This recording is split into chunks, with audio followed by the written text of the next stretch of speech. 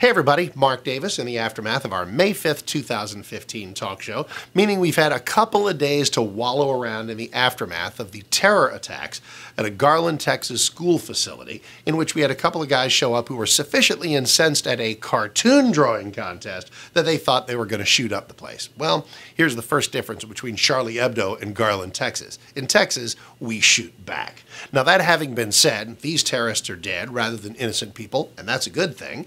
But what we have here is a lot of discussion over the right to do certain things, whether it is right to do certain things. So let me throw it all into one hopper and see what you think. The background of this actually goes all the way back to January, where at this particular facility, the Curtis Culwell Center, some folks held an event called Stand with the Prophet. And the name sounds a lot like Muslim folks sticking up for Muslim things and the Islamic reputation and stuff like that, all of which is fine, by the way. Religious freedom, get out there in the public square, say what you want to say.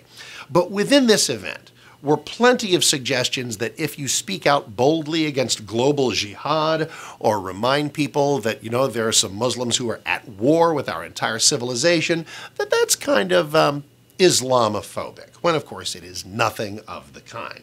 But do you have the right, do you have the freedom to be that obnoxious and try to actually tamp down and suppress the free speech of others? Do you have the right to hold that view? Sure you do. So that event came and went. But there were some folks who just didn't let it go. They ramped it up to the concept of the people who will kill you for drawing cartoons of the Prophet Muhammad, which is admittedly crazy.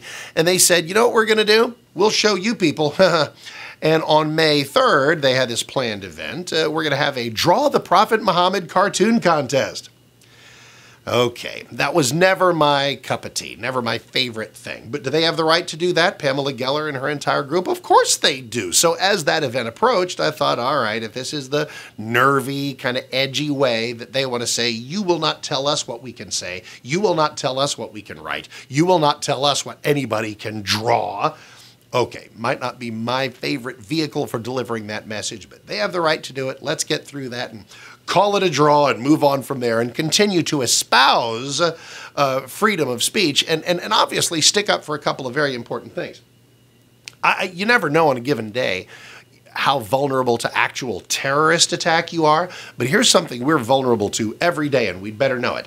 And that is, and you can call it the beginnings of Sharia law or whatever you want to call it, I just basically call it fascism, and that is the notion that certain speech that is upsetting to some Muslims is not just something they should be offended by, and maybe even not something they should respond violently to. Even the people who are not responding violently to anything are committing a certain type of violence against the Bill of Rights by saying that this is hate speech, that that group is a hate group when they're nothing of the kind, that this is anti-Muslim. It's not anti-Muslim, it's anti-radical Islam. We're against the people who shot up Charlie Hebdo. Nobody's against anybody peacefully worshiping at a mosque. So the language is already under assault, but also under assault our basic freedoms. And there was a gentleman named Khalid Hamadeh who came out, he was a spokesman for various Muslim groups, after the shooting of two actual terrorists at that facility. Two guys showed up and said, hey, they're drawing the Prophet Muhammad, we're going to shoot it up. Here's the difference between Charlie Hebdo and Garland, Texas. In Texas, we shoot back.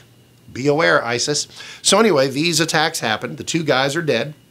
And now there's been a lot of talk thereafter. And Mr. Hamadeh's point was, you know, if you take free speech to its extreme and you say things that are going to incite people to violence, that's a crime. Mr. Hamadeh could not be more wrong. And he's an actual attorney. I'm just a radio guy. But let me deliver you some truth about free speech.